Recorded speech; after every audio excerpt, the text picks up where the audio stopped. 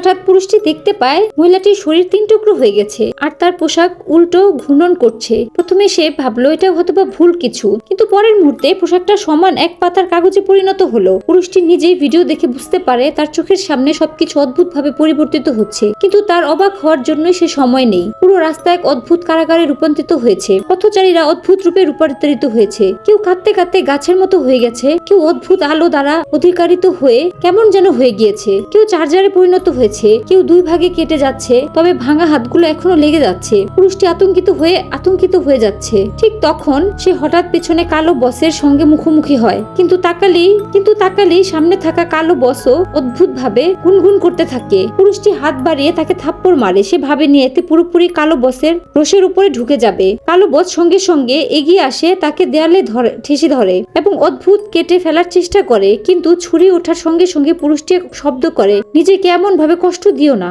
পরবর্তীতে জানা যায় পুরুষটি একবার অপ্রকৃতি ভাবে মিস অপারেশন করেছিল। এরপর থেকে অন্যদের অতীত, গোপন এবং খ্যাতি সবকিছুই দেখার অর্জন ক্ষমতা রাখে।